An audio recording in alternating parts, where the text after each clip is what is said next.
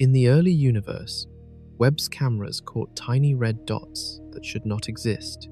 They looked too small to be galaxies. They looked too bright to be stars. And they were sitting in a part of the sky where nothing that mature was supposed to be alive yet. Some of them may be baby supermassive black holes, wrapped inside a burning cocoon of gas. Some of them may be stars so massive they hide a black hole beating inside their core like a heart. And some of them might be something science has never named before. If you enjoy this kind of mystery, hit subscribe. It genuinely helps this channel keep making these deep dives. Get ready. We are diving into the strangest dots in the sky. December 2022. Webb had only been awake for a few months. Scientists pointed it at the deepest, oldest patch of sky they could find. A place so far away that looking at it is like looking back in time. And in that ancient light, tiny red specks showed up. Nobody had planned to find them. Nobody had a name for them yet. At first, they looked boring. Just small red smudges, barely more than a few pixels wide. But when scientists checked how far away they were, their stomachs dropped. These dots were sitting in a part of the universe less than 1 billion years after the Big Bang. That is like finding a fully grown oak tree in a forest that was planted last week. The team gave them a simple nickname, Little Red Dots. It sounds almost cute. It is not, because the more Webb stared at them, the less they made sense. Picture the universe as a school year. The Big Bang is the first day of class. These dots showed up in roughly the first month, and somehow they already looked old, mature, packed with light and mass that should have taken far longer to build. Astronomers expected the early universe to be full of small, messy, newborn galaxies, faint, scattered, struggling to form their first stars. Instead, these little red dots were compact, glowing, and strangely bright for how young the cosmos still was. One researcher described the moment using a phrase that stuck. The discovery seemed to break cosmology itself, not because the dots were huge, because they broke the timeline that scientists trusted. Think about building a house. If you show up on day one and the house is already finished, painted, and furnished, you do not just admire it. You ask how that is even possible. That is what these dots did to astronomers. The reaction was not simply excitement, it was confusion, mixed with a little bit of fear that something in the model of the universe was wrong. At first, some scientists tried to explain it away. Maybe it was a glitch in the telescope. Maybe the distance measurement was off. But the numbers kept holding up. More dots kept appearing. Not just one strange object, but thousands, scattered across nearly every deep image Webb took. That is when the real question started forming. If these are not a mistake, then what are they? Are they baby galaxies growing unbelievably fast? Are they something entirely new, a type of object the universe stopped making a long time ago? Or are they hiding something even stranger inside them? Something Webb could sense, but not yet see clearly. Nobody had the answer in 2022. What they had was a puzzle piece that did not fit any existing picture. And once scientists realized these dots were showing up everywhere in the early universe, they knew this was not a one-time fluke. This was the first thread in a mystery that would only get tighter the more they pulled on it. Here is the simplest explanation scientists reached for first. Maybe these little red dots are just very young galaxies, bursting with new stars. It makes sense on the surface. Young galaxies do glow. Brand new stars are hot, bright, and often reddish when their light gets stretched by the expanding universe. If you are hunting for an easy answer, packed with stars is the first box you check. Think of it like a school gym on the night of a big game. Every light is on, every seat is full. From far away, all that brightness blurs into one glowing shape. That was the hope, that these dots were simply glowing balls of thousands of brand new stars, crammed together, lighting up the darkness. For a little while, that explanation held. Scientists ran the numbers, assuming pure starlight. They tried to match the brightness, the color, and the size of these dots to a galaxy stuffed with young stars. But something did not add up. To make a dot this bright using only starlight, You needed an enormous number of stars, packed into a space far smaller than any known galaxy that dense. Picture trying to fit every student from an entire school district into one gymnasium. Not just uncomfortable, physically impossible. That is roughly the scale of the problem scientists ran into. The math kept forcing the mass higher and higher, while the size stayed tiny. A galaxy that dense, that early in cosmic history, would require star formation happening at a pace nobody had ever recorded. Not close, not even in the same range. There was another clue too. Real newborn star clusters usually look messy, uneven. Star formation is chaotic, patchy, spread unevenly across a young galaxy. But these little red dots looked smooth, almost too smooth, too concentrated, too much like something with a single, powerful light source at the center, instead of thousands of scattered ones. That detail bothered scientists. A crowd of stars scattered across a galaxy does not usually behave like one glowing point. It behaves like a spray of separate lights, blurred together unevenly. What Webb was showing looked closer to a single engine, blazing from one spot. So, the star-only explanation started cracking. Not completely dead yet, but seriously wounded.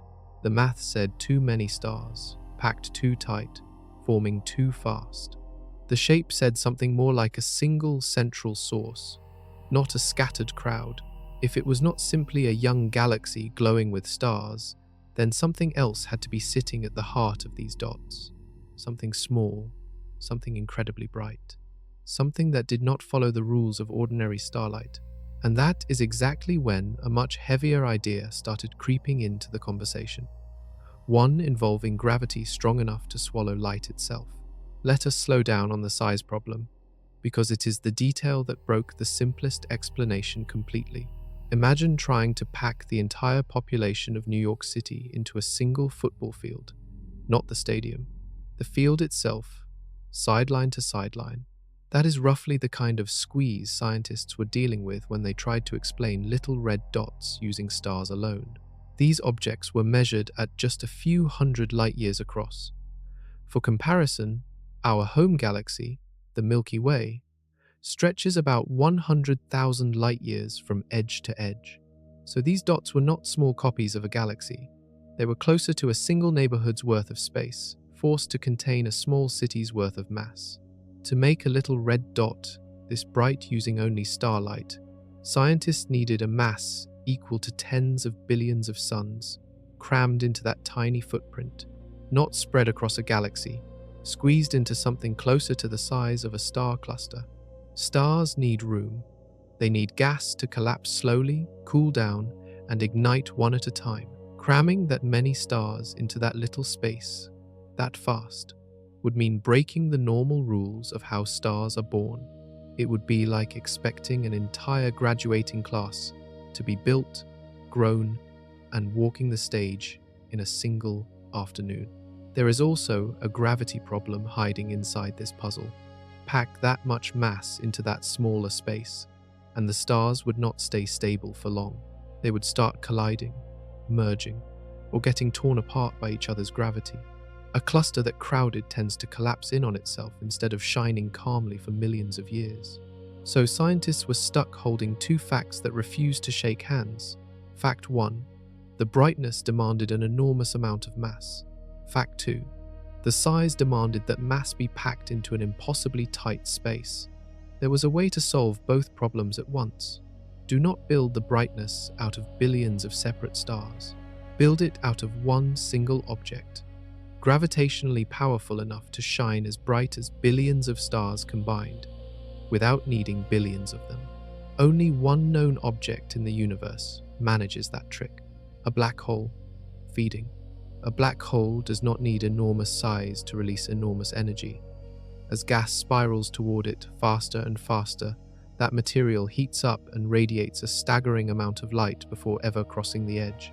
A small object, a massive glow. That single idea reshaped the entire investigation.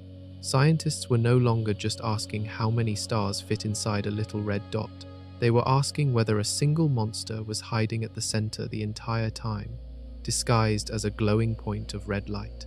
But compared to what comes next, the size puzzle looks simple, because size was only the first clue. The color of these dots would turn out to hide an even bigger secret. Color is not just decoration in space. Color is data, and the deep red glow of these dots was one of the loudest signals scientists had from the very beginning. Here is the simple version. When light travels across billions of years of expanding space, it stretches out, the same way a siren sounds lower in pitch as an ambulance drives away from you. Astronomers call this redshift.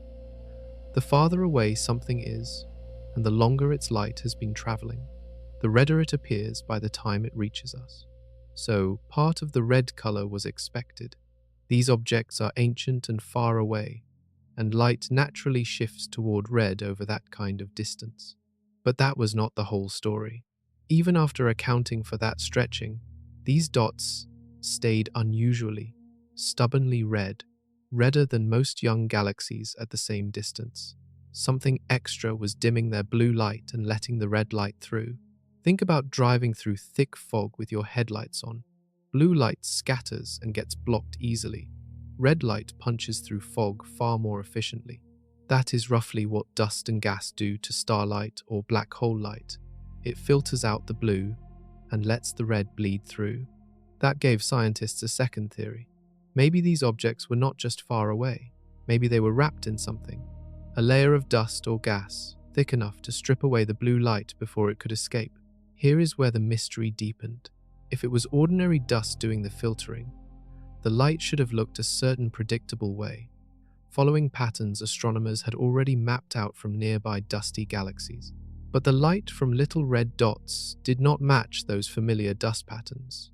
It followed its own strange curve, called a V-shape, bright in blue and ultraviolet, dipping down, then rising again toward red. That V-shaped curve became one of the strangest fingerprints in the entire mystery. It did not look like a simple young galaxy. It did not perfectly match ordinary dusty star formation either.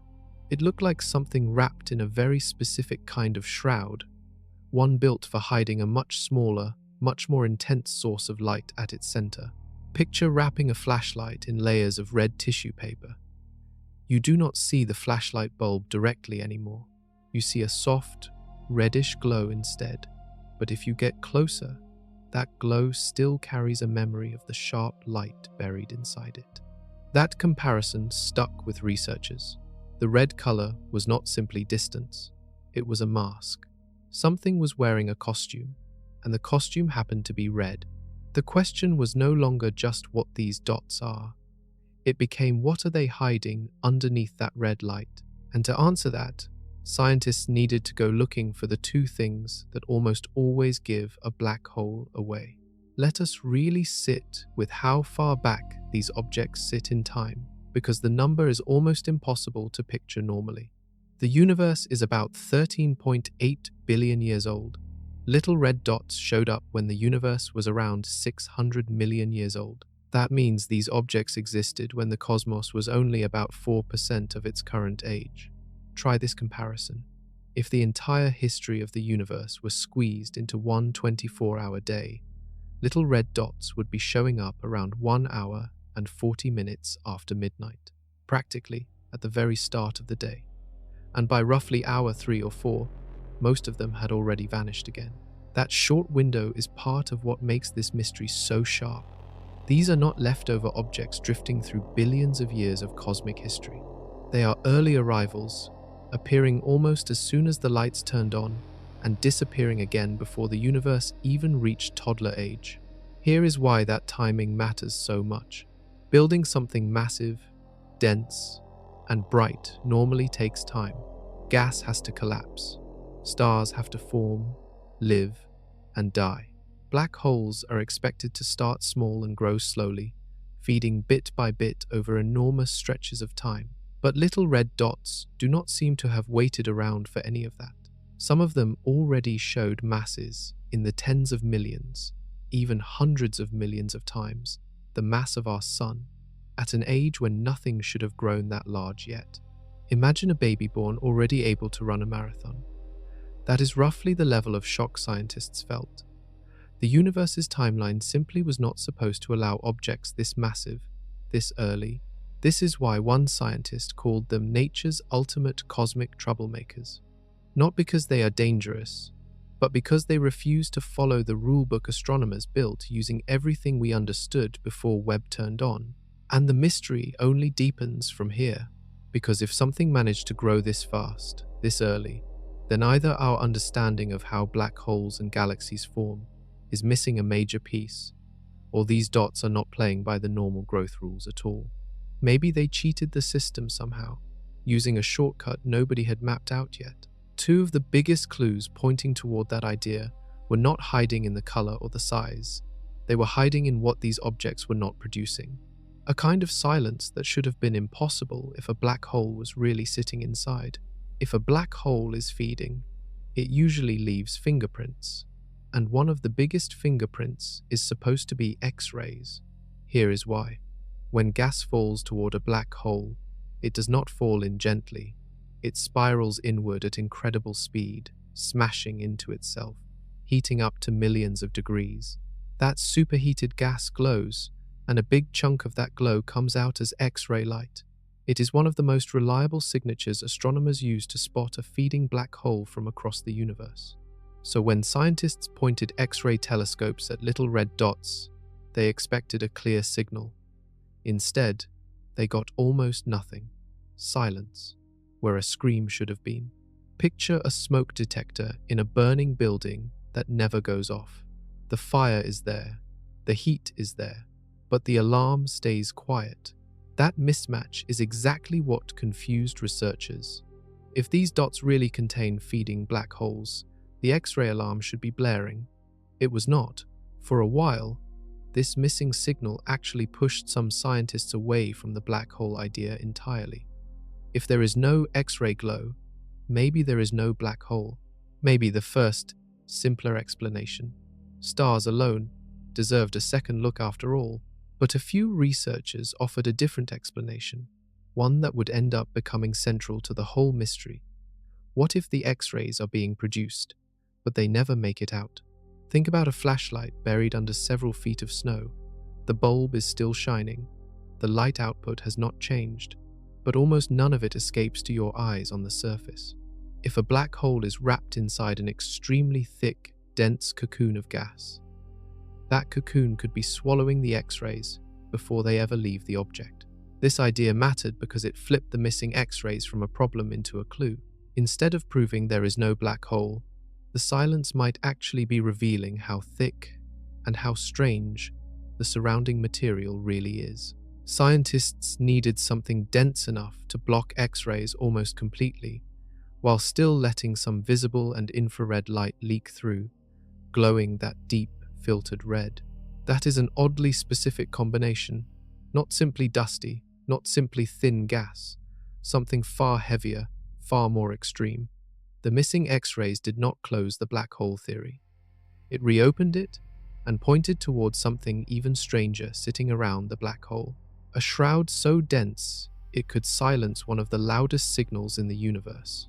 And X-rays were not the only alarm bell that stayed quiet. X-rays were not the only thing missing. Radio waves stayed silent too, and that made the puzzle even harder to explain away. Feeding black holes often produced jets, powerful streams of particles blasted out at close to the speed of light.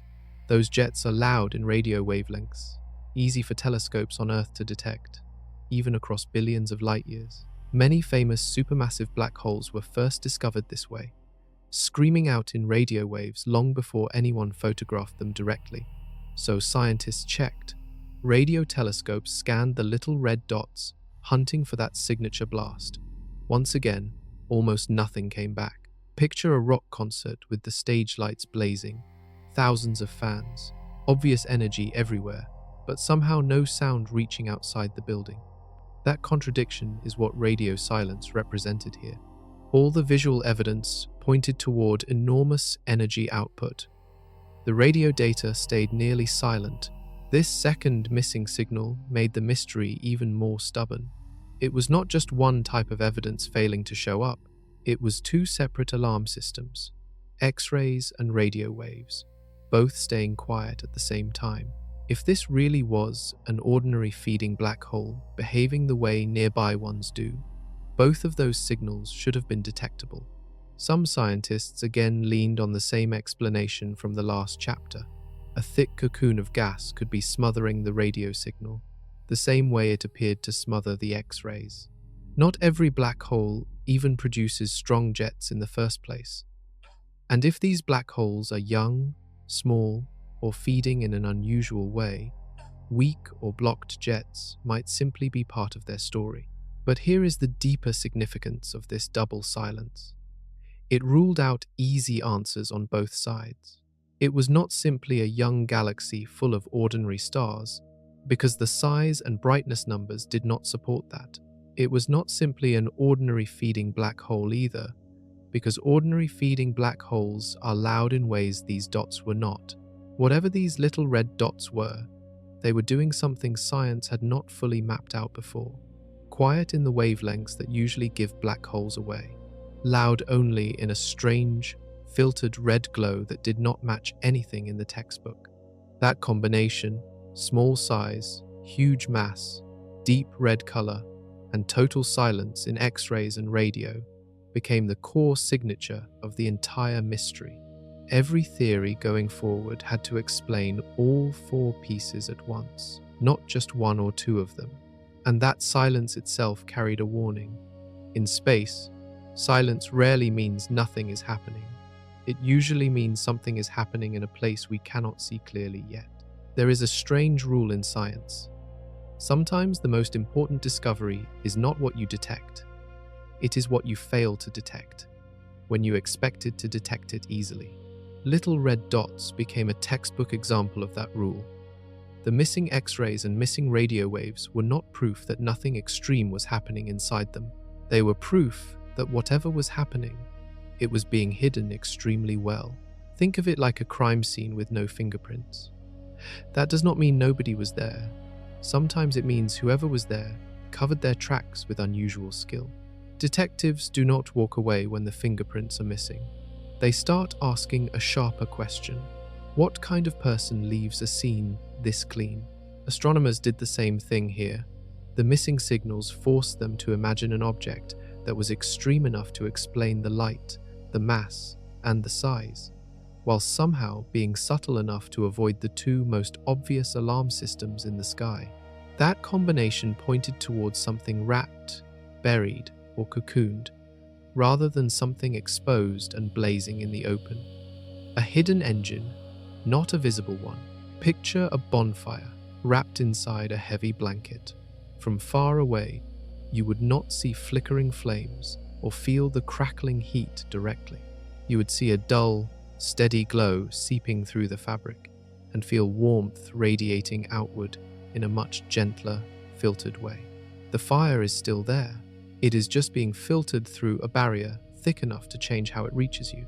This is the exact shift in thinking that pushed scientists toward the cocoon idea seriously, instead of treating it as a backup explanation, not a naked black hole sitting in open space, blasting out X-rays and radio waves for everyone to see. A black hole wrapped inside something dense enough to absorb almost everything except a narrow band of reddish light. That idea explained the silence. It explained the deep red color. It even helped explain the unusual V-shaped light pattern from earlier, since a thick cocoon would filter light in specific, unusual ways as it passed through. But it also raised a much bigger question. What could realistically build a cocoon that thick, that early in the universe's history, wrapped around an object growing that fast? To answer that, scientists needed something more than theories about hidden black holes. They needed direct evidence from inside the light itself.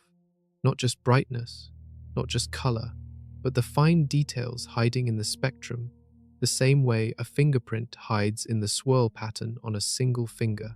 That evidence was about to arrive, and it would reshape the entire investigation. Every little red dot, examined closely, seemed to share one strange fingerprint. Scientists called it the V-shaped spectrum, and it became one of the strongest clues in the entire mystery. Here is the simple version. When astronomers spread the light from an object across all its colors, like a rainbow, they get what is called a spectrum. Different objects create different shapes in that spectrum, depending on what is producing the light and what it is passing through on the way to us. Little red dots kept producing the same odd shape, bright in ultraviolet and blue light, then a dip, a noticeable dimming in the middle, then bright again toward red and infrared. Drawn on a graph, that shape looks like the letter V. Picture a skateboarder dropping into a half pipe, high on one side, dropping down through the middle, then rising back up high on the other side. That dip in the middle is not random, it is a signature, and figuring out what causes it became one of the keys to unlocking the whole mystery. Ordinary young galaxies, full of regular stars, do not typically produce a V shape this sharp and consistent. Ordinary dusty galaxies do not perfectly match it either. This shape was specific enough that it started acting like a fingerprint left behind at a crime scene, pointing toward one particular kind of suspect. Scientists began testing models. What kind of object, wrapped in what kind of material, would naturally create a dip exactly there, between the blue and red ends of the spectrum? The answer kept circling back to the same idea from the last few chapters. A very compact, very energetic source of light, blazing at the center, surrounded by a dense envelope of gas. That gas would absorb certain colors more than others, carving out the dip, while letting the blue and red edges shine through more freely. Think of shining a flashlight through a colored glass bottle. The glass does not block all the light equally. It filters certain colors more heavily than others, changing the shape of what comes out the other side. A precise, layered cocoon of gas could do something similar to light escaping from a hidden black hole. This V-shape mattered because it gave scientists something to actually test, instead of just theorize about. If the cocoon idea was correct, specific patterns should show up consistently across many little red dots. Not just one lucky example. They did. Dot after dot, the same rough V-shape kept appearing, again and again, across completely different parts of the sky. That consistency turned a wild guess into a serious scientific model. Whatever these objects were, they were not one-off flukes. They were a pattern repeating itself across the early universe, and that pattern was pointing directly toward a black hole wrapped in something scientists had never confirmed existing before. By this point, nearly every clue was pointing toward one idea: a black hole not sitting alone in open space, but wrapped inside a dense cocoon of gas. This became known as the black hole star model, sometimes just called a cocooned black hole. It is a strange combination of two things that normally sound separate: a black hole, which swallows everything, and a star-like glow, which usually comes from nuclear fusion instead. Here is the picture. At the very center sits a black hole, actively feeding, pulling in surrounding material. But instead of that material forming a thin, open disk the way it does around many nearby black holes, it is wrapped in a thick, extended envelope of gas, almost like a shell. Think of a snow globe.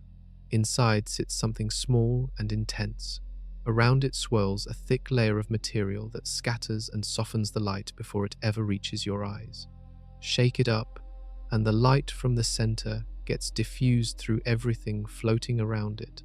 That soft, glowing effect is roughly what a cocoon does to the light from a feeding black hole. This cocoon is not thin or wispy. Scientists needed something extremely dense, thick enough to block X-rays almost entirely, thick enough to muffle radio jets, and thick enough to reshape the spectrum into that strange V pattern from the last chapter. Why would a black hole end up wrapped like this? One leading idea involves extreme growth. If a black hole is feeding incredibly fast, faster than usual limits normally allow, it can pull in so much gas that it cannot process all of it efficiently. Some of that material piles up around the black hole instead of falling straight in, forming a thick, puffy envelope rather than a clean, orderly disk. Picture trying to drink a milkshake through a straw so fast that some of it splashes back out around your mouth instead of going straight down. The system gets overloaded, and material builds up around the edges instead of flowing in perfectly. A rapidly feeding black hole may behave in a similar way. Surrounded by gas it has not fully swallowed yet. This cocoon model managed to explain almost every strange clue at once.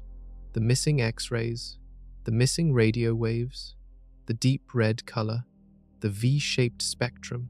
Instead of needing 5 separate explanations for 5 separate mysteries, scientists had one single structure that could account for all of them together. But a model is only a guess until it survives real evidence. Scientists needed to test this cocoon idea against the sharpest tool they had, not brightness, not color, the tiny details hiding inside the light itself, in patterns invisible to the naked eye, but readable through a technique called spectroscopy. Let us go deeper into how a cocoon actually changes the light passing through it, because this detail became the key that unlocked the entire mystery. Imagine standing in a foggy stadium parking lot at night, staring at a single bright stadium light in the distance. On a clear night, that light looks sharp, like a single dot. In thick fog, that same light spreads out into a soft, hazy glow, blurred at the edges, dimmer overall, and shifted slightly in color. Fog does that by scattering light. Tiny water droplets bounce photons around in different directions before they reach your eyes, smearing a sharp point into a soft blur. A cocoon of gas around a black hole can do something similar, just on a much larger and more extreme scale. Here is the crucial detail scientists focused on. There are 2 very different ways light can get blurred and broadened like this. One involves motion, gas physically swirling and orbiting at high speed around the black hole, like water spinning around a drain. That kind of motion stretches light in a specific, predictable way, called Doppler broadening. The other involves scattering, light bouncing off free-floating electrons in a dense cloud, without any large-scale spinning motion required at all. That produces a different kind of blur, called electron scattering, with its own distinct fingerprint. Telling these 2 apart matters enormously, because they imply completely different structures. Fast-orbiting gas suggests a spinning disk, feeding a black hole in a fairly familiar, orderly way. Electron scattering suggests something much denser, thicker, and messier, exactly like a cocoon. For years, scientists could not fully tell these 2 possibilities apart, because most of their data was not sharp enough to separate the subtle patterns hidden inside the light. Then, in 2026, a breakthrough changed that. Researchers gathered the highest quality spectra ever collected from little red dots, sharp enough to finally examine the fine shape of individual light patterns in detail, rather than just their rough overall glow. What they found settled the argument, at least for now. In most of the objects studied, the broadening matched electron scattering, not simple orbital motion. A narrow, sharp core of light sat buried underneath a wide, soft haze, exactly the pattern you would expect from photons bouncing repeatedly through an extremely dense cloud of gas before finally escaping. This was confirmed evidence, not just a guess anymore. The cocoon was not simply a convenient theory to explain missing X-rays. It was directly written into the shape of the light itself. But this same sharp new data was about to deliver a second shock, one that would completely rewrite how massive scientists thought these black holes actually were. There is one more fingerprint hiding in this light, called the Balmer break, and it became one of the sharpest tools scientists use to confirm what these objects really are. Here is the simple version. Hydrogen, the most common element in the universe, absorbs and releases light in very specific, predictable patterns. One of those patterns creates a sudden dip, almost like a cliff edge, at a particular point in the spectrum. Astronomers call this the Balmer break, named after the scientist who first mapped out hydrogen's light patterns. Think of it like a barcode at a grocery store. Every barcode has a consistent structure, precise black and white lines that scanners are built to recognize instantly. The Balmer break works similarly. It shows up as a fairly predictable feature whenever you are looking at hot hydrogen gas glowing under certain conditions, and its shape tells you something specific about the environment producing that light. Nearly every little red dot studied in detail showed this feature clearly. That mattered because it meant scientists were not just looking at random noise or a coincidence. They were looking at a consistent, physical signature, repeating itself reliably across many separate objects scattered throughout the early universe. But one particular case created a fascinating twist. A specific little red dot, catalogued as Glimpsy 17775, showed a Balmer break that was noticeably weaker than usual. At first, that looked like a problem. If this feature is supposed to be a reliable fingerprint, why would one object break the pattern? The explanation turned out to reveal something new instead of breaking the model. This particular dot appeared to be embedded inside a much larger, more developed host galaxy than most other little red dots studied so far. Stars within that surrounding galaxy radiate extra light at bluer wavelengths, and that extra blue light diluted the sharp cliff edge of the Balmer break, softening it compared to normal. Picture pouring a small amount of blue dye into a glass of red juice. The red does not disappear completely, but the sharp, pure color gets muted and shifted slightly. That is roughly what a surrounding galaxy's starlight can do to an otherwise sharp Balmer break signal. Rather than breaking the little red dot puzzle, this weaker signature actually became a missing piece that fit neatly into place. It hinted that at least some little red dots are not isolated, standalone objects floating in empty space. They may be growing black holes sitting inside real, developing galaxies, just heavily disguised by the thick cocoon and diluted by their surroundings. That distinction matters enormously for the bigger picture. It suggests little red dots might not be a separate category of object at all. They might be an early, hidden phase that ordinary galaxies pass through before the cocoon eventually clears and a more familiar-looking galaxy is revealed underneath. To test that idea properly, scientists needed to study one object as closely and as long as possible. That is exactly what happened next, with the most detailed investigation of a single little red dot ever conducted.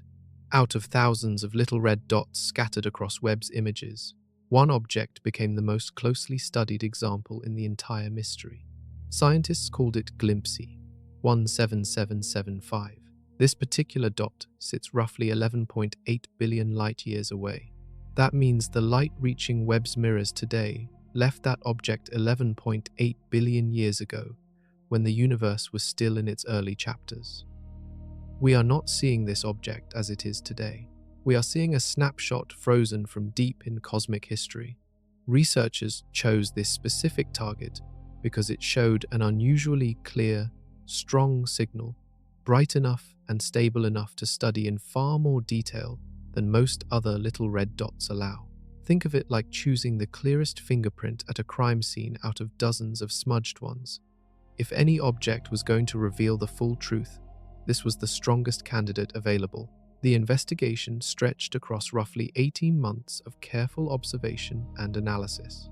That might not sound long compared to the billions of years involved in the story itself, but in scientific terms, spending that much sustained attention on one single object is a serious commitment. It reflects just how important researchers believed this particular dot might be.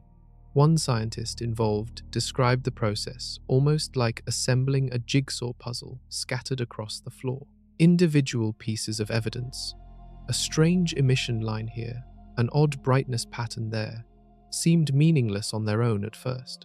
But slowly, piece by piece, those separate clues started connecting into a single, coherent picture. Picture working on a 1,000-piece puzzle without the box lid to guide you. At first, you are just sorting random shapes and colors, with no clear idea of the final image. Then a corner group locks together, then an edge. Slowly, unmistakably, a picture starts emerging from what looked like chaos. That is essentially what happened with Glimpsy 17775. Multiple independent pieces of evidence, the missing X-rays, the specific type of light broadening, the diluted Balmer break, and the overall spectral shape all began lining up in the same direction at once. According to the researchers involved, no previous little red dot had ever displayed every one of these pieces of evidence together in one single, well-studied object. This was not just another data point added to a growing pile. This was the clearest, most complete case built so far. And what that evidence pointed toward was about to become one of the strongest confirmations yet that little red dots really are black holes wrapped inside dense cocoons of glowing gas, hidden in plain sight since the very beginning of Webb's mission. Let us look closer at what that 18 months of study on Glimpsey 17775 actually revealed, because the details reshaped how confidently scientists could talk about little red dots. Researchers were not just taking a single quick snapshot. They gathered a spectrum in extreme detail, essentially breaking the object's light down into incredibly fine slices, far more precise than the earlier, rougher scans. Little red dots first received back in 2022. Think about the difference between listening to a song through a cheap phone speaker versus a professional studio sound system. The cheap speaker gives you the basic tune. The studio system reveals separate instruments, subtle harmonies, and layers you never noticed before. That upgrade in detail is roughly what happened with this object spectrum. With that level of detail, scientists could finally separate overlapping signals that used to blur together. They could distinguish the sharp, narrow core of certain emission lines from the wide, soft haze surrounding them, the same distinction discussed back when we compared orbital motion to electron scattering. The results lined up cleanly with the cocoon model, a narrow core of light consistent with a compact, intense source at the very center, a broad, scattered halo around it, consistent with that light bouncing repeatedly through a dense surrounding cloud before finally escaping toward Webb's mirrors. There was another detail buried in this data that stood out. The elements producing certain emission lines did not behave the way you would expect from gas simply orbiting in a relatively organized disk. Instead, their pattern fit better with gas being scattered in a thick, less orderly cocoon, reinforcing the same conclusion from a completely different angle of evidence. Picture two witnesses describing the same event from separate vantage points, and both independently describing the same sequence of events, without comparing notes beforehand. That kind of independent agreement carries enormous weight in an investigation. It is exactly what happened here, with different types of evidence from the same object all pointing toward the same underlying structure. One researcher on the project, Kokorev, summed up the feeling perfectly. Everything fit, nothing was broken. And that combination made the overall puzzle of the universe feel a little more solid, rather than more fractured. But even with this much agreement, the researchers were careful not to declare total, final victory. They openly acknowledged that other theories were still being explored, and that a fully confirmed answer might still be a year or two away. Still, this case pushed the black hole star model from a clever guess into the leading scientific explanation, and the specific mechanism responsible for the light's strange blur deserved its own closer look, because it revealed something almost nobody expected about how thick these cocoons truly are. Let us break down electron scattering in the simplest way possible, because this single concept sits at the heart of the entire little red dot mystery. Imagine a crowded hallway between classes, packed wall to wall with students. Now imagine trying to walk straight from one end to the other in a perfectly straight line. It is basically impossible. You bump into people, you get redirected sideways, you backtrack. By the time you finally reach the other end, your path looked nothing like a straight line. It looked like a chaotic zigzag. That is essentially what happens to individual photons of light traveling through an extremely dense cloud of electrons. Instead of traveling in a clean, straight line from the black hole to Webb's mirrors, each photon bounces off electron after electron, getting redirected slightly with every single collision. Each bounce changes the light's direction just a little, and sometimes shifts its energy slightly too. Multiply that by thousands or millions of collisions per photon, and by the time the light finally escapes the cloud, it has been smeared, blurred, and broadened compared to how it started. This scattering effect creates a very specific fingerprint in the spectrum, a narrow, sharp spike at the center, representing the small fraction of light that escaped with relatively few collisions, sitting underneath a much wider, smoother halo, representing light that bounced around extensively before finally breaking free. Compare it to shouting a single word inside a huge, empty gymnasium versus inside a padded, sound-absorbing recording studio. In the gymnasium, your voice echoes and smears out over several seconds, blurring the original sharp sound into something longer and softer. That echo pattern carries information about the room itself, not just your voice. Scientists are essentially reading the echo pattern in this light to understand the room, or in this case, the cocoon that it traveled through. The reason this detail mattered so much is that it required an extremely specific type of environment to produce. You do not get significant electron scattering from a thin, wispy cloud of gas. You need something dense, genuinely thick, column densities far higher than typical galaxies or accretion disks usually contain. That density requirement locked in one of the biggest conclusions of the entire investigation. Whatever surrounds these black holes is not a light dusting of gas. It is a serious, substantial cocoon, thick enough to scatter light repeatedly before letting it escape, and thick enough to explain why X-rays and radio waves struggled to get out at all. This single mechanism connected almost every earlier clue into one unified explanation. But it also opened the door to a shocking recalculation, one that would slash previous mass estimates by 100 times almost overnight. For years, scientists assumed the blur in these light signals came primarily from spinning gas, orbiting the black hole at incredible speed. That assumption made sense, because it is exactly what happens around many nearby, well-studied supermassive black holes. But the new, high-detail spectra from 2026 told a different story for most little red dots examined closely. The specific shape of the blur did not match fast orbital motion nearly as well as it matched electron scattering. Here is the difference in a simple picture. Spinning gas is like a merry-go-round. Different parts move at different speeds depending on distance from the center, stretching light out in a fairly smooth, gradual, predictable curve. Electron scattering behaves more like that crowded hallway from the last chapter, a sharp, central peak of light that mostly made it through cleanly, surrounded by a wide, softer spread from light that bounced around extensively. That specific combination, sharp core plus wide soft wings, matched the new data far more precisely than a smooth spinning curve did. When researchers carefully modeled both possibilities and compared them directly against the highest quality spectra available, the scattering model consistently won, not by a small margin either. Across most of the objects studied with the clearest data, the fit was described as requiring very high electron densities and compact sizes measured in mere light days, an almost unbelievably tiny scale for something producing this much light. A light day is the distance light travels in 24 hours. That means the actual glowing core producing all this light in some of these objects is smaller than our own solar system's outer regions. Yet it is pumping out enough energy to be detected clearly from over 11 billion light-years away. Picture a single candle, somehow bright enough to be seen clearly from the other side of an ocean.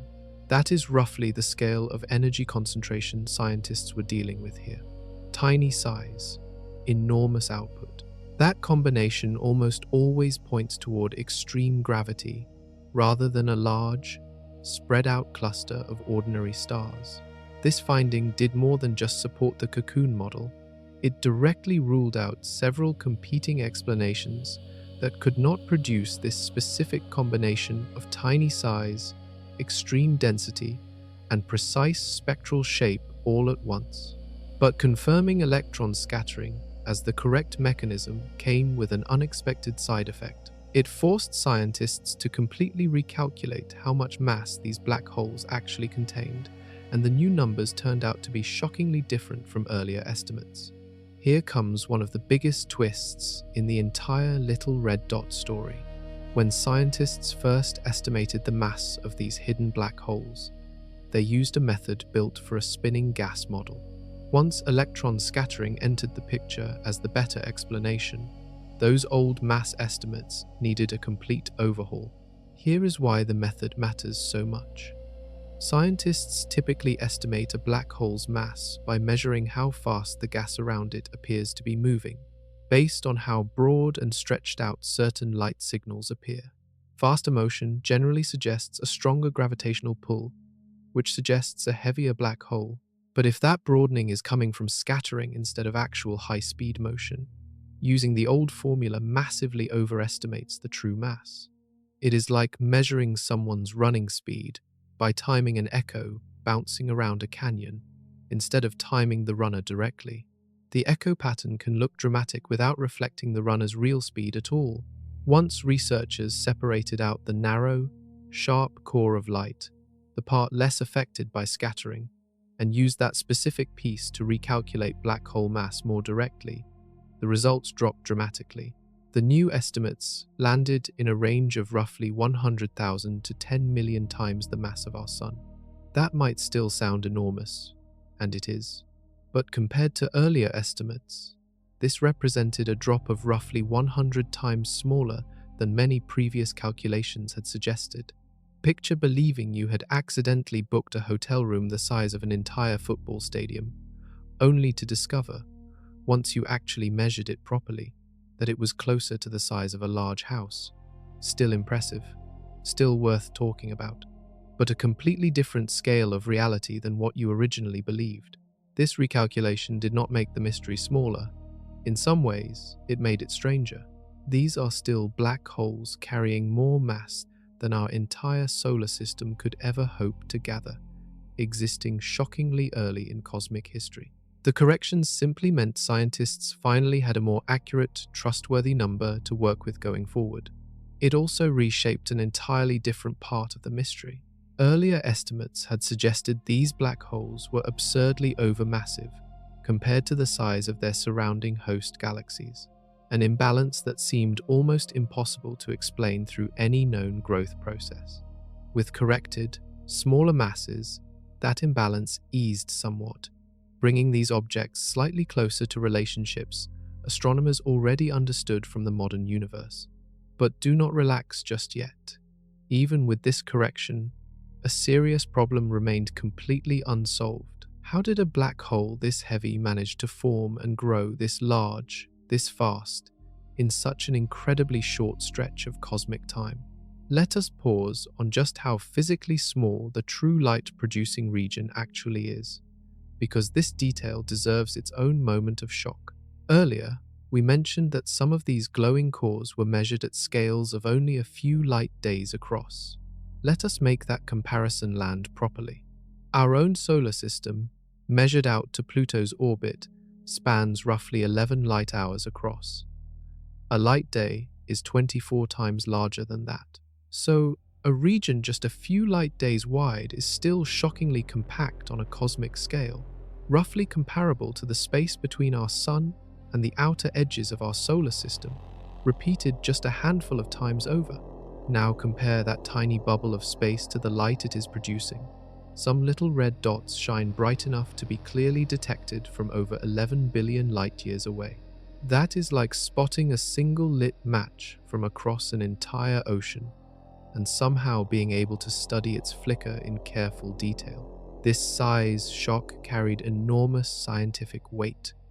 Only a few known processes in the universe can pack that much energy output into that smaller space. Ordinary star clusters cannot do it, because stars need much more room to exist safely without colliding constantly. Only extreme gravity, the kind found around black holes, routinely produces this much energy from such a tiny, concentrated region. Picture comparing a giant bonfire spread across a football field to a tiny blowtorch flame you could hold in one hand.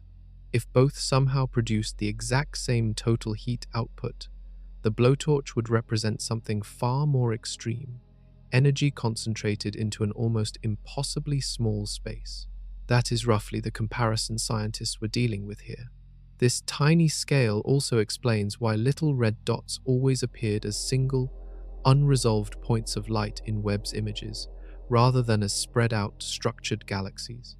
Even Webb's powerful mirrors could not visually separate individual structures within a region this small, sitting this incredibly far away. All that complexity, the black hole, the cocoon, the escaping light, blurred into a single point, exactly matching the simple, misleadingly boring name scientists gave them at the very beginning, little red dots. That combination, extreme energy squeezed into an extremely small space, sealed the case for most researchers.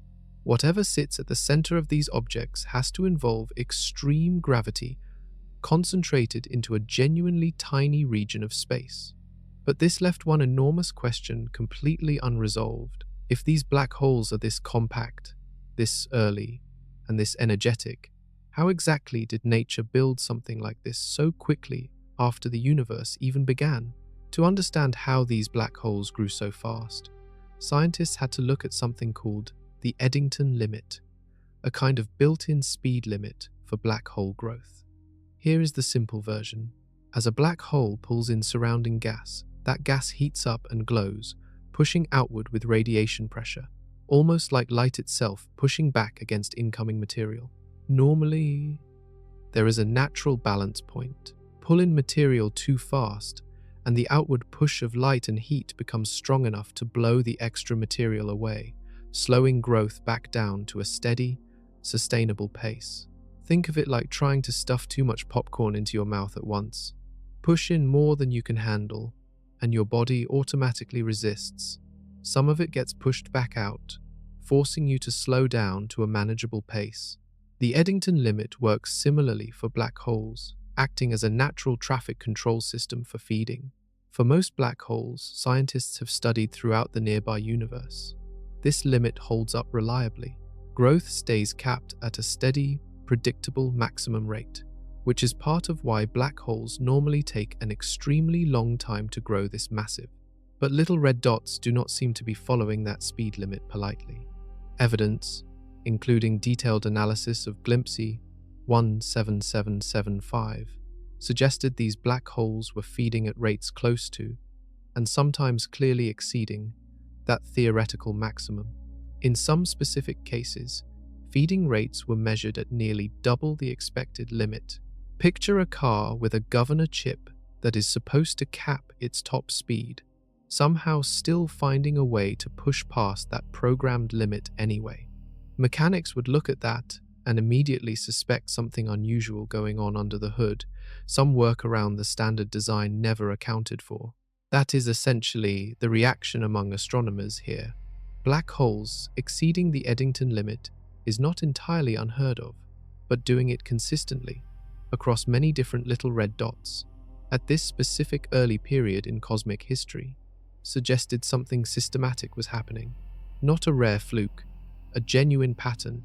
One theoretical study proposed a specific explanation for this pattern, describing rare, violent bursts of feeding, exceeding the theoretical limit by roughly 10 times during short, intense episodes.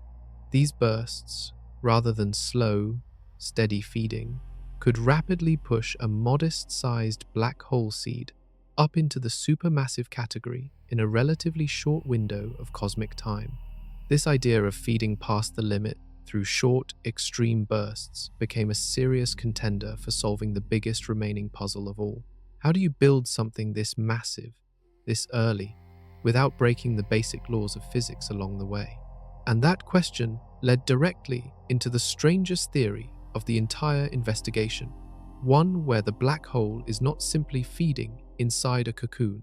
It might be wearing that cocoon like a second skin, blurring the line between a black hole and a star entirely. Here is something important to understand about the corrected mass estimates from a few chapters back. Smaller numbers did not close this case. In several ways, they deepened it. Before the correction, scientists had one obvious, if uncomfortable, explanation available. If these black holes were absurdly overmassive compared to their surrounding galaxies, maybe astronomers were simply measuring something wrong. and the real answer would look more normal once better data arrived. That better data arrived, and instead of completely erasing the strangeness, it revealed a more precise, more confirmed version of the puzzle. Even at these corrected masses, some little red dots still appear overmassive compared to the relationship seen between black holes and galaxies in the modern universe nearby. In our current cosmic neighborhood, black holes and their host galaxies tend to grow together, roughly in step, following a fairly consistent ratio. Picture two dance partners moving in sync, one never racing far ahead of the other. That is roughly the relationship astronomers expect between a galaxy and its central black hole, growing together, staying loosely balanced. Some little red dots look like one partner sprinted way ahead of the other early in the dance, before the second partner even had a chance to catch up. The black hole appears to have grown to a significant size before its surrounding galaxy fully assembled around it, flipping the usual order scientists expected. One case in particular, an object nicknamed the Virgil Galaxy, highlighted just how sharp this imbalance can appear.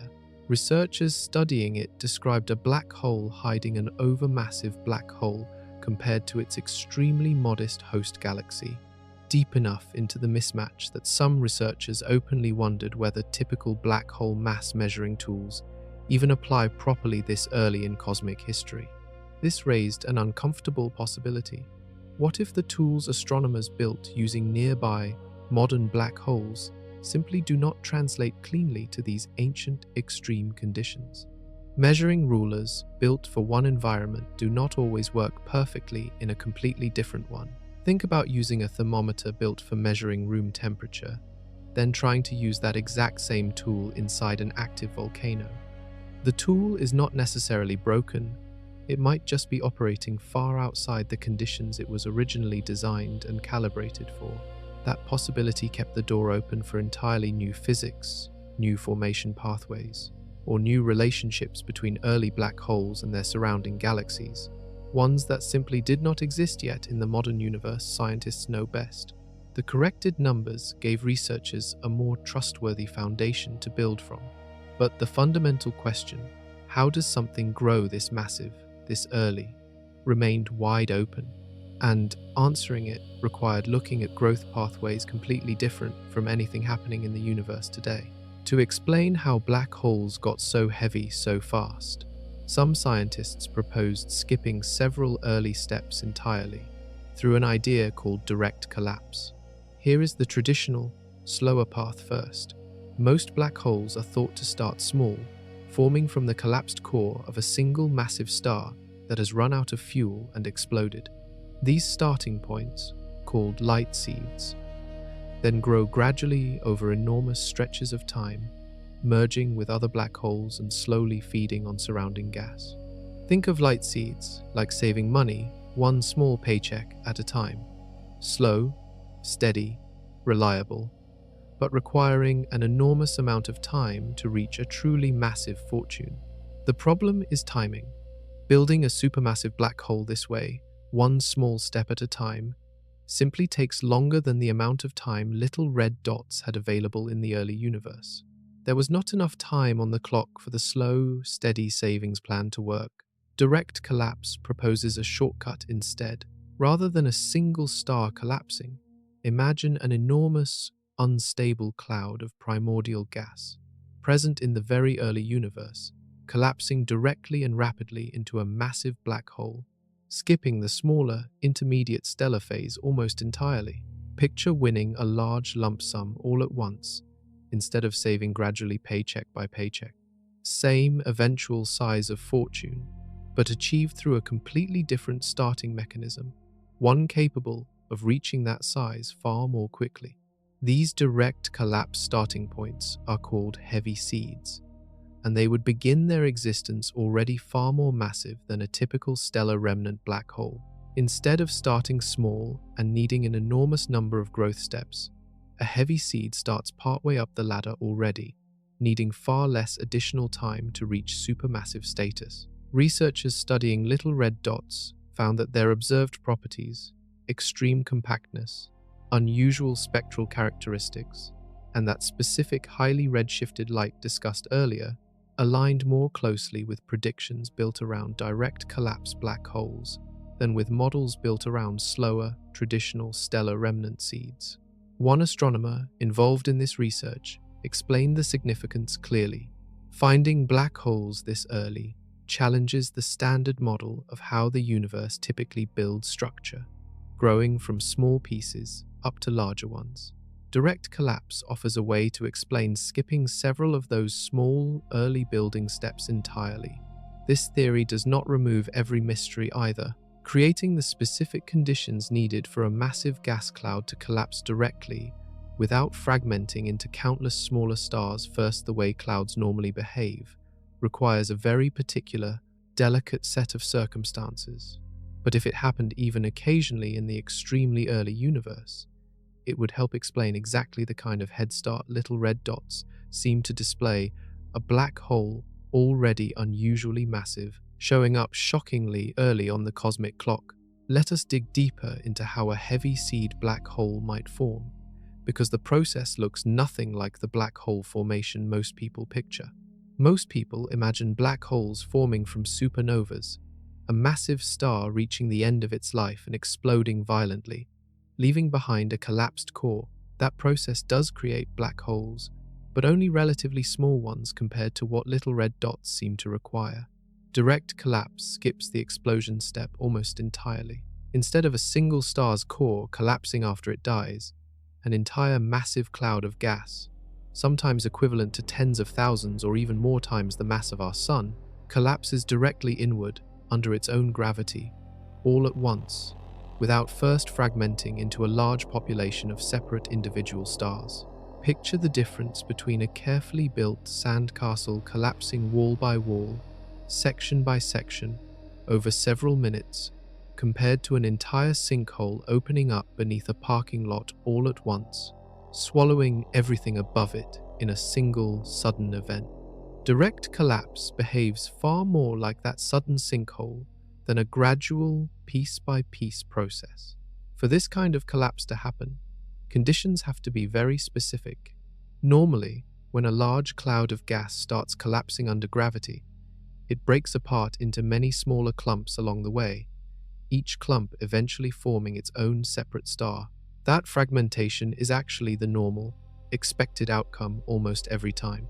To avoid fragmentation and collapse as one single, unified mass instead, the gas cloud needs to stay unusually smooth, warm, and free of the kind of turbulence or cooling that normally triggers fragmentation into separate pieces. Certain rare environments in the extremely early universe, involving specific radiation conditions and a lack of heavier elements that usually help gas cool and fragment, may have provided exactly the right, narrow window for this to happen. Once that direct, unified collapse begins, the result is not a normal star at all. It heads straight toward forming an intermediate mass or even more massive black hole almost immediately. No explosion required first. No smaller stellar phase needed as a stepping stone. This idea connects directly to another theory circling through this investigation. Some researchers describe these systems using the term black hole star or quasi-star, a scenario where a black hole forms first, then continues pulling in and living inside the remaining envelope of gas around it for millions of years, rather than immediately blasting that gas away. That quasi-star phase could last somewhere between roughly 10,000 years for the initial collapse, followed by an extended period of 20 to 40 million years living inside that thick, glowing envelope. On a cosmic timescale, that is a surprisingly brief, temporary phase, a black hole passing through a specific, unusual stage before eventually shedding its cocoon entirely. That temporary nature might explain one of the strangest remaining pieces of this entire puzzle, why little red dots seem to disappear from the universe almost as suddenly as they first appeared. Let us properly introduce the idea sitting at the center of this entire mystery: the black hole star, sometimes called a quasi-star.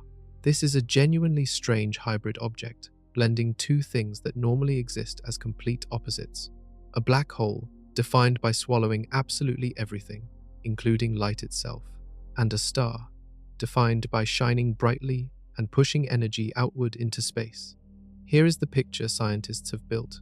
At the very center sits an actively feeding black hole.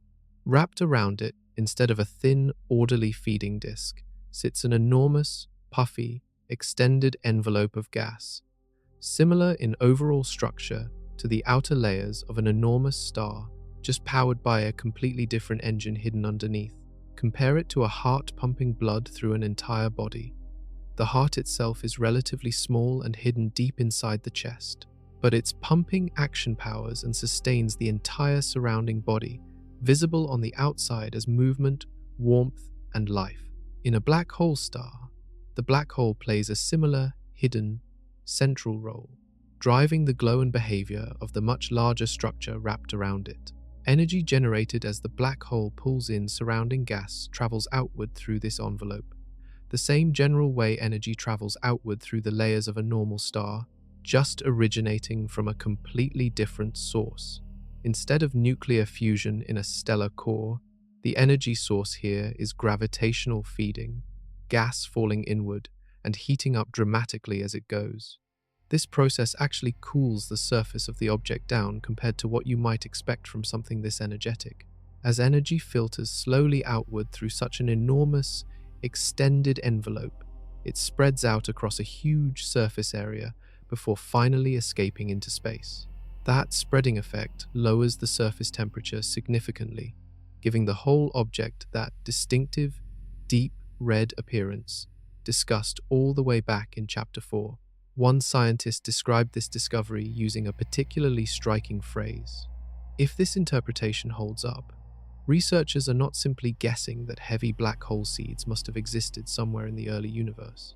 They are potentially watching some of them being born, essentially in real time, frozen in light that traveled billions of years to reach us. That framing matters enormously. It transforms little red dots from a strange, isolated cosmic oddity into a genuine window, a chance to directly observe one of the most important, previously invisible steps in the construction of the modern universe. But this black hole star phase cannot last forever. Eventually, that envelope has to change, clear away, or transform into something else entirely. And understanding exactly how that transformation happens became the next major piece scientists needed to work out. Let us slow down further on that black hole star comparison, because it genuinely reshapes how you should picture these ancient objects. Picture the human body again. Your heart sits centrally, relatively small compared to your overall size, hidden away safely inside your chest. Yet its pumping action reaches every single part of your body, delivering energy, warmth, and life outward through a vast network you cannot see directly from the outside.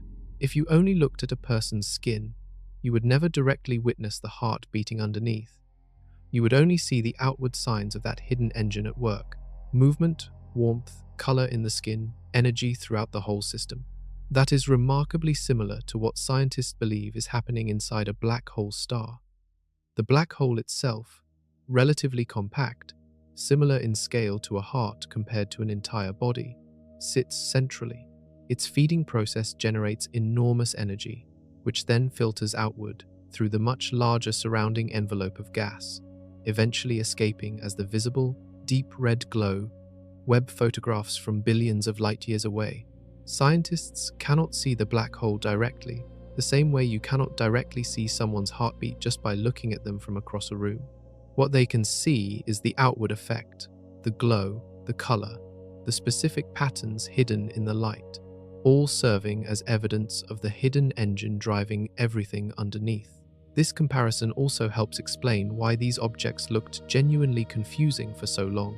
If you only measure a person's skin temperature and overall size, you could make wildly different guesses about what is happening inside their body, depending on what assumptions you start with. Only by gathering multiple types of evidence together, temperature, movement, other signals, can you build an accurate picture of the hidden system driving everything. That is exactly what happened across this entire investigation. Brightness alone was not enough. Color alone was not enough. Missing X-rays alone were not enough. Only by combining size, color, missing radio signals, the V-shaped spectrum, electron scattering patterns, and the Balmer break together, did scientists finally build a confident picture of what is likely happening inside these objects. A black hole star, in this sense, is not simply two separate objects awkwardly stuck together. It is a genuinely unified system, one part driving the other, similar to how a heart and body function together as a single, connected whole, rather than as two separate, independent pieces. Confirming this picture mattered enormously, because it directly connects to one of the biggest open questions in modern astronomy. Where do the giant black holes sitting at the center of nearly every large galaxy today, including our own Milky Way, actually come from in the first place? Here is one of the strangest details in this entire mystery.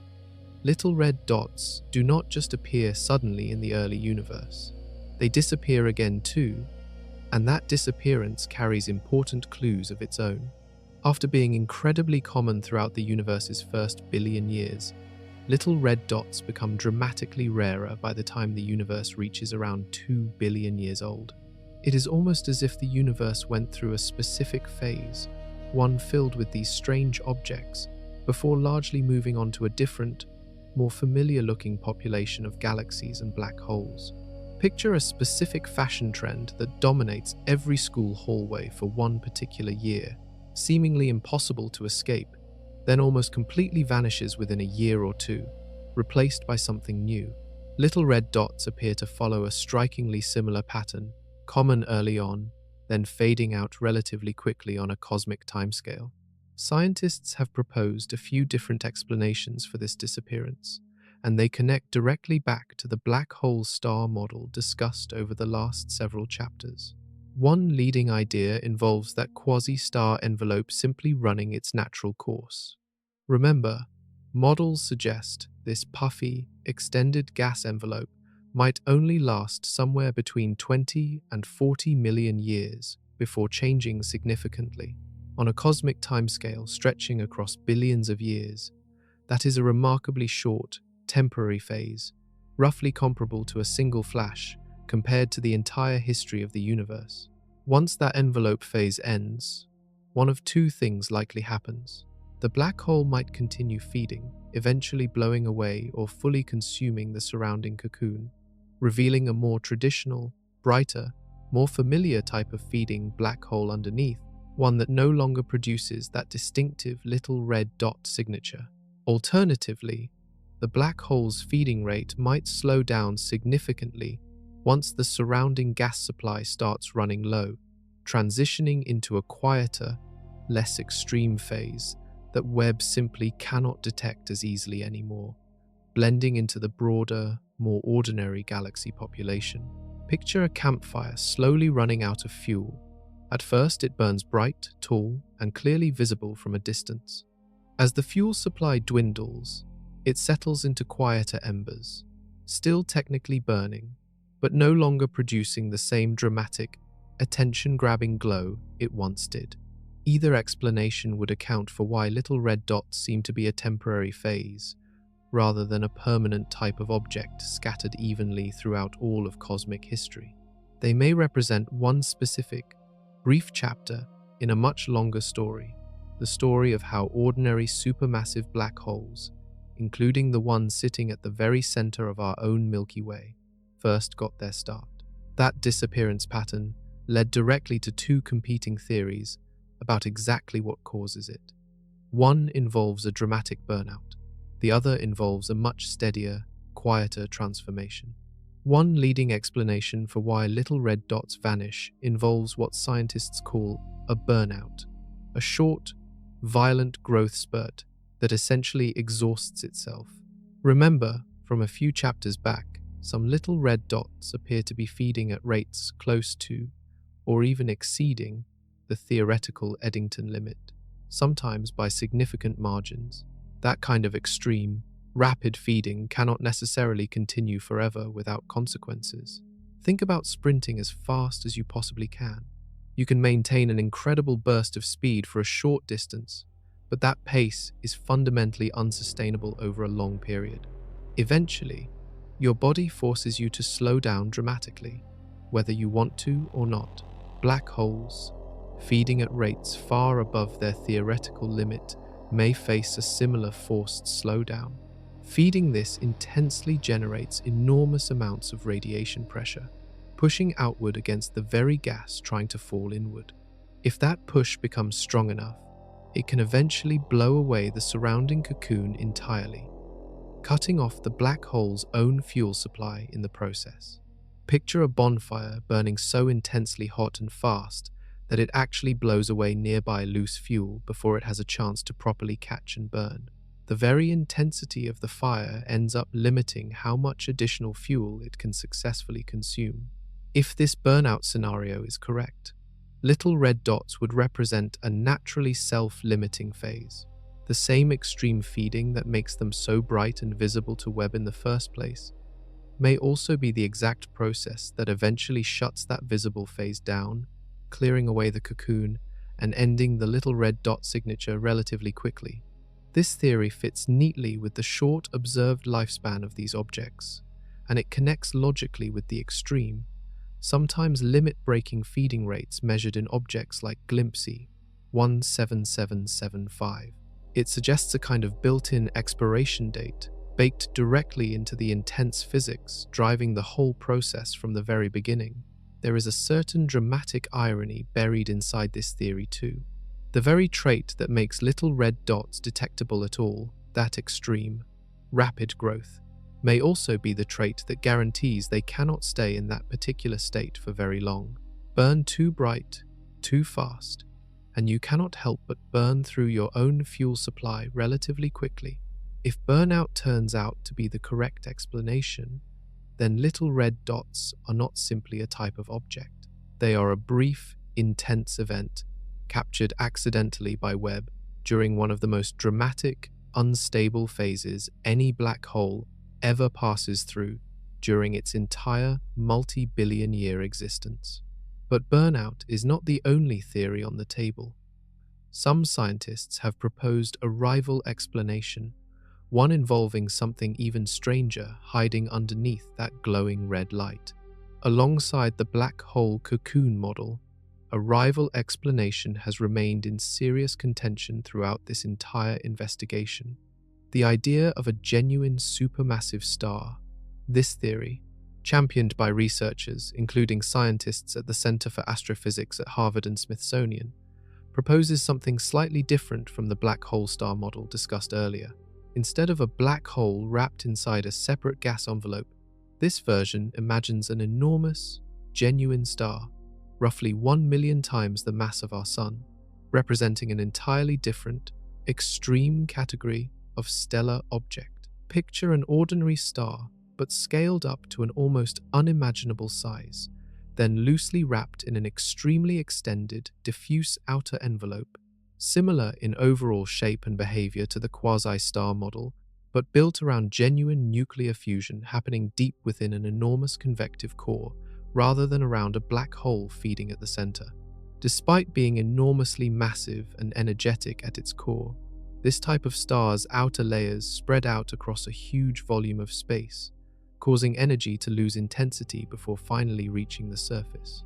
Similar to the black hole star explanation, this process lowers the star's overall surface temperature significantly, again producing that same distinctive deep red glow. Here is what makes this theory genuinely compelling. According to researchers who modeled it carefully, the unique spectral features of these supermassive stars align closely with the equally unique features already documented across the little red dot population. Crucially, this theory offers its own explanation for why little red dots eventually disappear. A star this unstable, this massive, cannot maintain that state forever. Eventually, it reaches a critical tipping point and collapses directly, forming a black hole as its final, dramatic act, precisely the kind of direct collapse discussed several chapters earlier. One researcher described the significance of this connection clearly.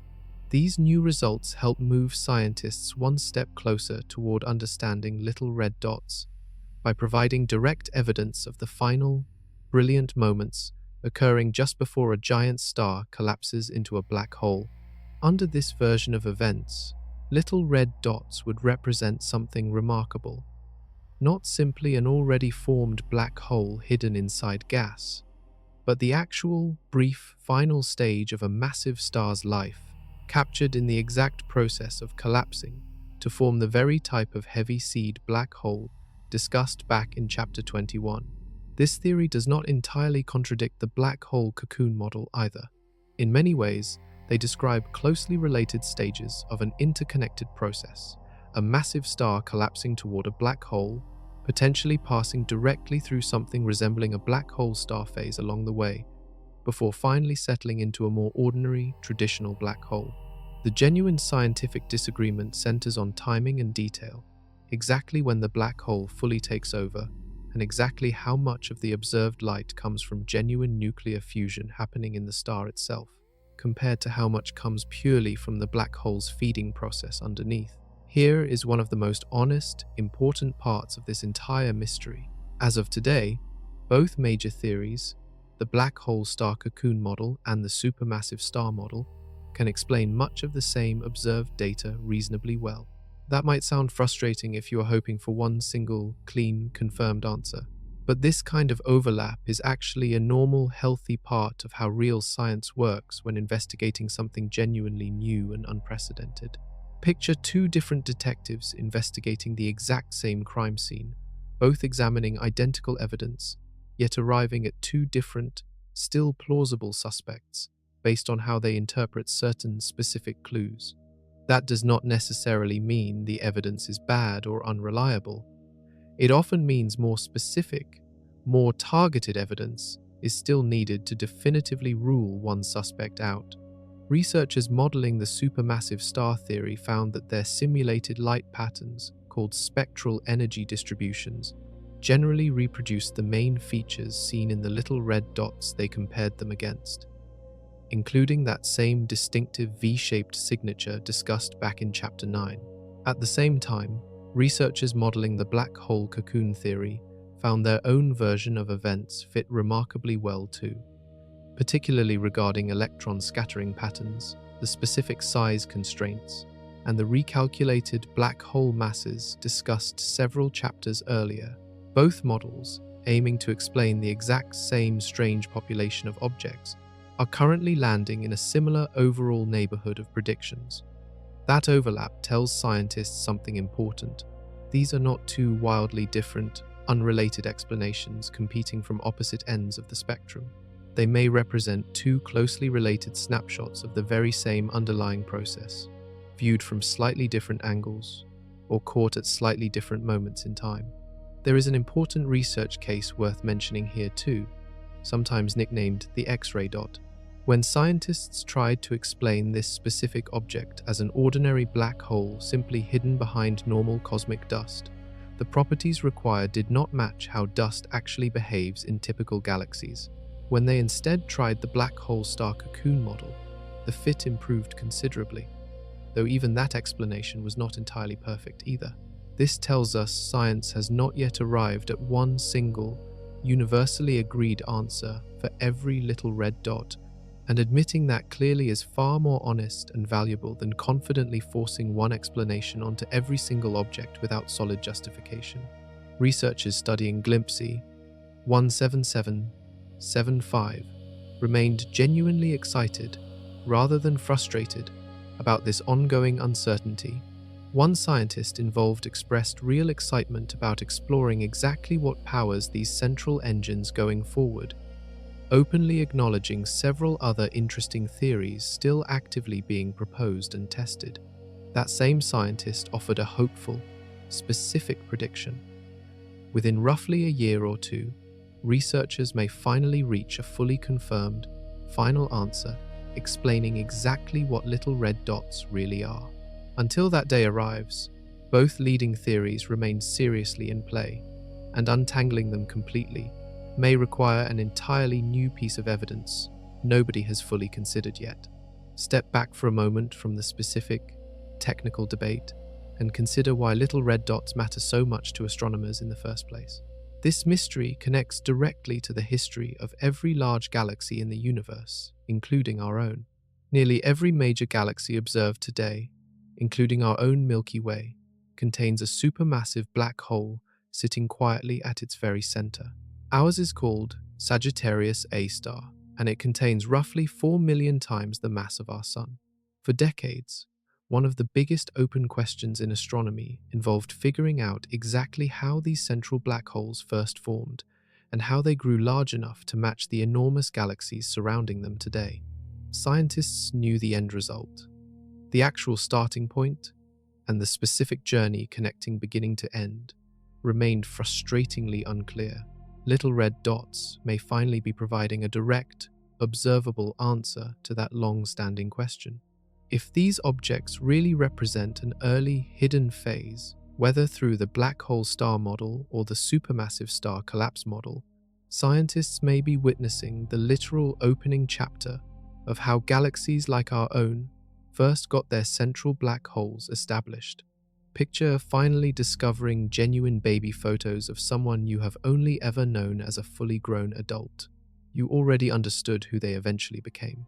But seeing genuine, direct evidence of how they started out completely reshapes and deepens your understanding of their entire life story. That is essentially what little red dots offer astronomers. Direct, observational evidence connecting the very beginning of supermassive black hole formation to the well-studied, familiar black holes we observe much closer to home today. This connects to deeper questions too. Why do black holes and their surrounding galaxies tend to grow together, roughly in balance? As mentioned back in Chapter 20, if little red dots represent black holes racing ahead of galaxy growth early on, understanding exactly how and why that imbalance eventually evens out could reveal fundamental new information about how galaxies regulate their own growth over cosmic time. There is also a broader philosophical weight buried in this story.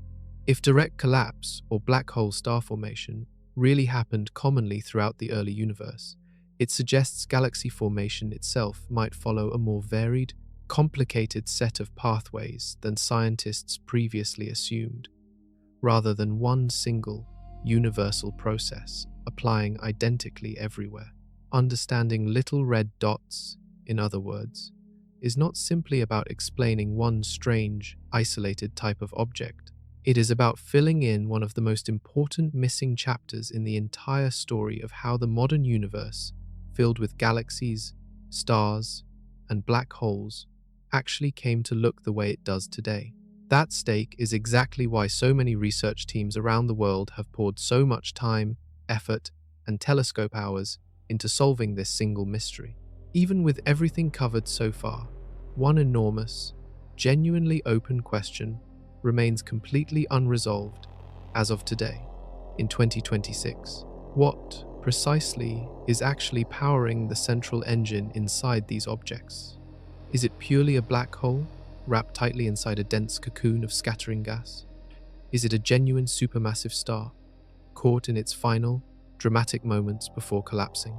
Is it some kind of hybrid combination of both, transitioning gradually from one state into the other over time? Or is it possibly something else entirely, a type of object science has not even properly identified or named yet? Scientists openly admit they do not have a single, fully confirmed answer covering every little red dot observed so far. Different objects sometimes show slightly different combinations of evidence, and no single model has yet managed to perfectly explain every single case without any remaining gaps or inconsistencies. Picture a detective show reaching its final act, with multiple genuinely compelling suspects, each with solid supporting evidence, but no absolute, fully confirmed confession yet locking in one final answer. The investigation has made enormous progress. The full, complete resolution has not quite arrived. This uncertainty is not a failure of the scientific process.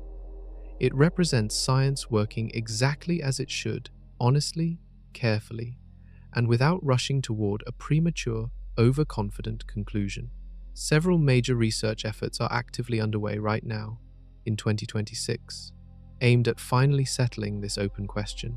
Scientists are hunting for additional detailed spectra, similar to what was gathered for Glimpsey 17775, across a larger, broader sample of little red dots, hoping to determine whether the patterns found in that one especially well-studied case hold up consistently across the entire population, or whether different little red dots might actually represent genuinely different types of objects entirely. Researchers are also continuing to refine and stress test their theoretical models, running increasingly detailed simulations of both black hole cocoons and supermassive stars, hunting for small, precise differences between the two theories. Subtle details sharp enough to finally, definitively distinguish one explanation from the other with real confidence. There is also hope that entirely new instruments and techniques, potentially including deeper, longer exposure observations, or entirely different types of telescopes working alongside Webb, might reveal additional clues current technology simply cannot access yet. One researcher offered a specific, hopeful timeline earlier, suggesting a final, fully confirmed answer might arrive within roughly a year or two from now.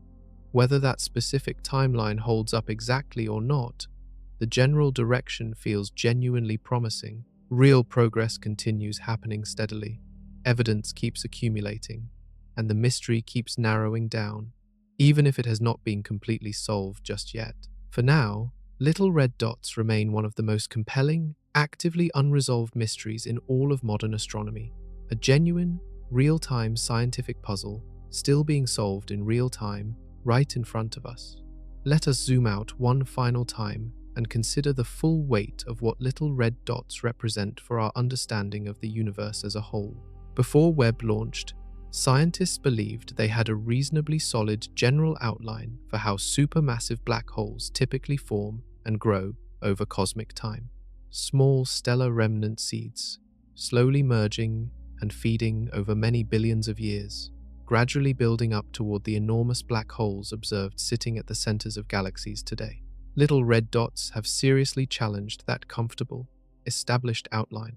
Their sheer numbers, their surprising early timing, and their unusual hidden properties all suggest the true story of black hole formation is considerably more complicated, more varied, and more surprising than scientists previously assumed. Picture spending years confidently building a detailed, seemingly complete map of a familiar hiking trail, one you have walked personally many times. Then, one day, you unexpectedly discover an entire hidden network of side paths, shortcuts, and secret routes you never even knew existed, all connecting back into the very same trail system you thought you already understood completely.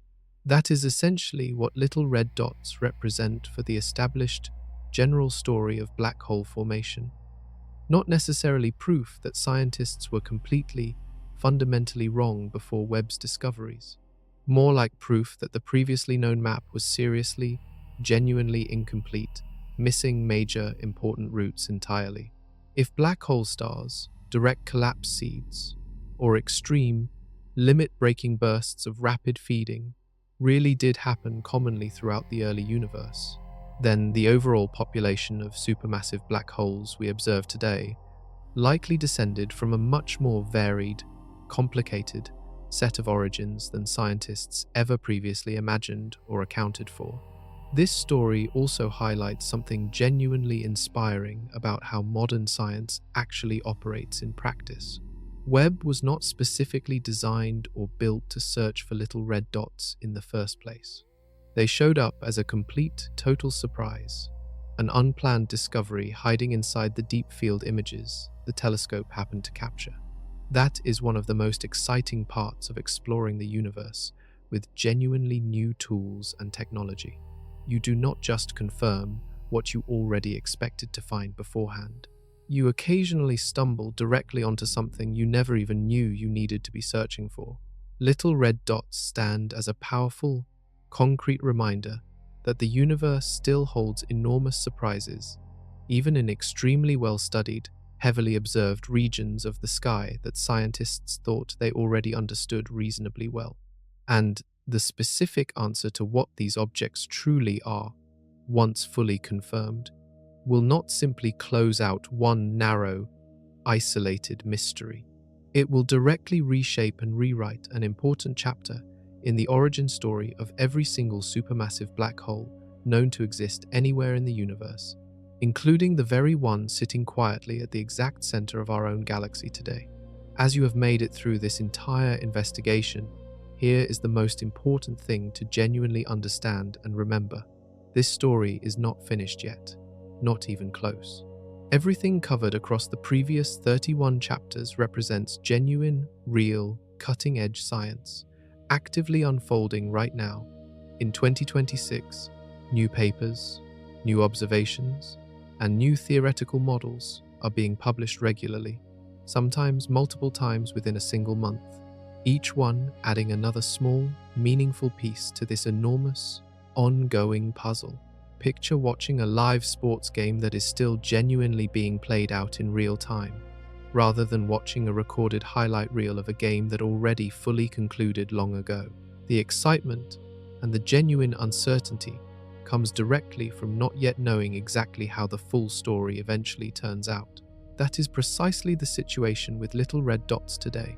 You have just walked through one of the most active, rapidly evolving mysteries currently being investigated anywhere in modern astronomy, and the full, final, definitively confirmed answer genuinely has not been fully written yet.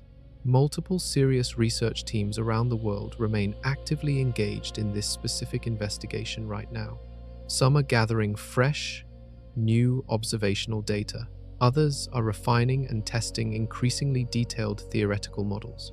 Still others are searching for entirely new little red dots, hoping to grow the overall sample size large enough to finally distinguish clearly between the competing theories discussed throughout this story. Each new little red dot discovered adds one additional data point to this rapidly growing puzzle.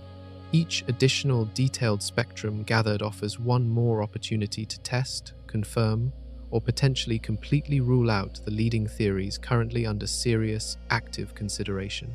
There is something genuinely thrilling buried inside that ongoing uncertainty. You are not simply learning about a mystery science already fully solved sometime in the past.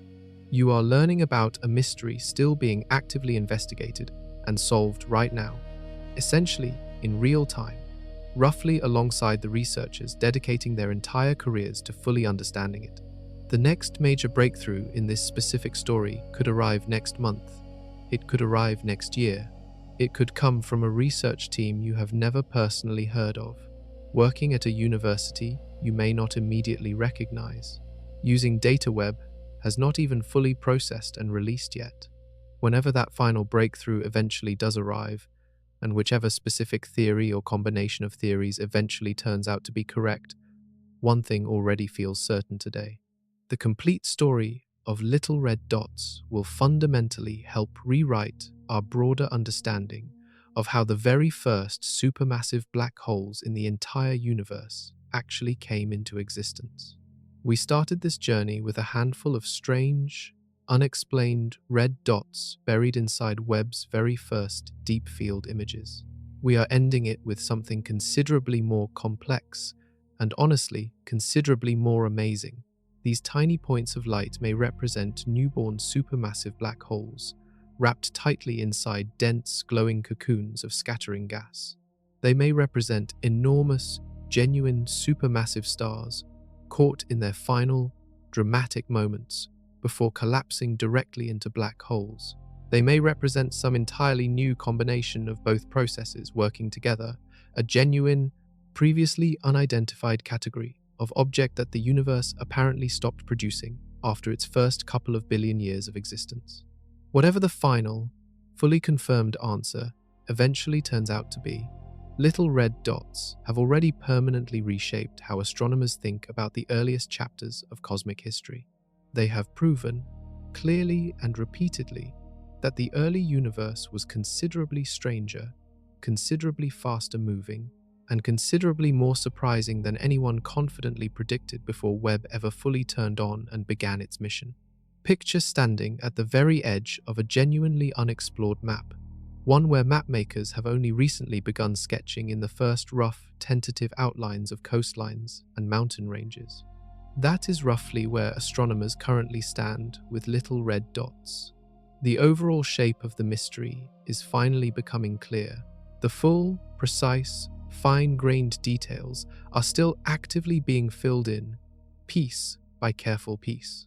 Every single clue covered throughout this entire investigation, the missing X-rays, the missing radio waves, the strange V-shaped spectrum, the electron scattering fingerprint, the corrected, recalculated masses, and the ongoing rivalry between competing theories represents genuine, real, active science, being carried out by real researchers working right now in our own current moment in time. That is precisely what makes little red dots so genuinely compelling. This is not simply an old, settled mystery waiting patiently to be casually explained to you after the fact.